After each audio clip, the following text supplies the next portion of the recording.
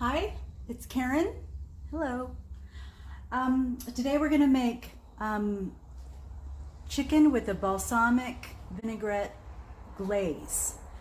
And this is a recipe that I used to cook all the time, and I've tweaked it. So I haven't tried this before, so we'll see how it turns out. So here we go. The first thing you want to do, this is for 4 people, is you want to cook 4 slices of center cut bacon, which I've already done. It's right here, and then just let it cool.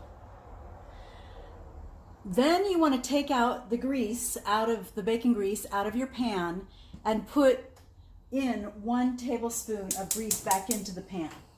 Okay? Normally you'd cook this in all of the grease, but I'm trying to cut down on the points, so that's what we're going to do. So then what we're going to do is we are going to put 8 pieces of skinless, boneless chicken breasts in the pan to brown.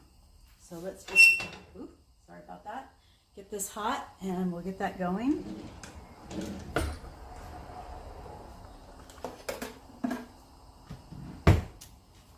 After you've browned the chicken breasts, we're going to take them out and put them in a plate, and we'll make the glaze.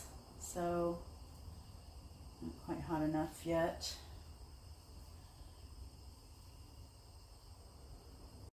Okay, I browned the chicken, and it took about, 8 minutes, 4 minutes on each side, more or less, depending. Try to get the chicken pieces similar in size. And now I'm putting my onions in. This is 2 cups of onion chopped, just to get browned. And now I'm going to put the garlic in, and the garlic is about 10 cloves of garlic. And don't worry about chopping those up. We're going to smash them a little bit later. Okay, we're just going to let this brown for a minute.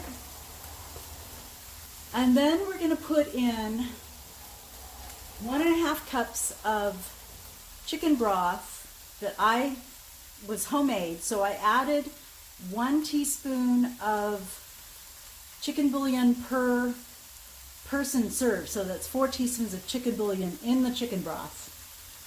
And I'm also adding 3 small, I have homegrown tomatoes. If you can't get homegrown tomatoes, then go to the farmer's market and get tomatoes. Don't buy tomatoes from the grocery store. They are awful.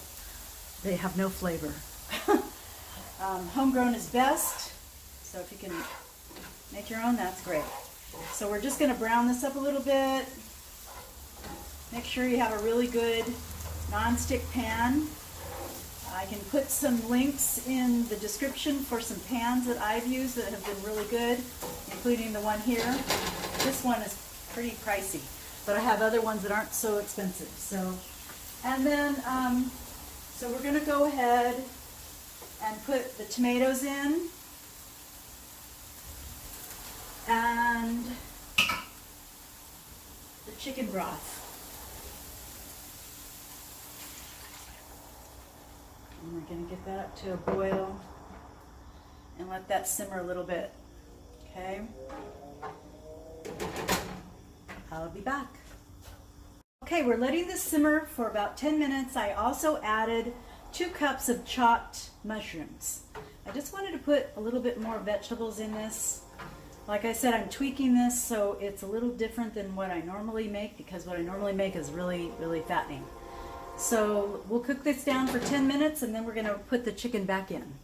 Okay, it's done simmering. So now we're going to put our chicken back in, and we're going to turn it down a little bit, and get this in without a mess. That'd be great. Okay. And we're going to cover it, and we're going to cook it for 30 minutes in the juice. All right. Okay, it's been 30 minutes. I checked the chicken to make sure it was at least 165 degrees on the inside. I just checked the biggest pieces, and now we're going to take the chicken out again, and we're going to put it in a plate again. All right.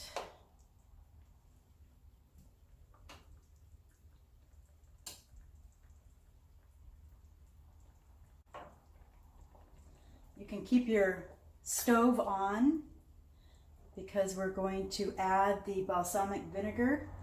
And we're going to be adding 1/4 cup to this, and we're going to cook it down a little bit. And while it's cooking, we're going to smash some of that. Remember I told you didn't have to mince the garlic, because we're going to smash the garlic. And then we're going to pour it over the chicken with some of the bacon. So I'll let you know what that looks like.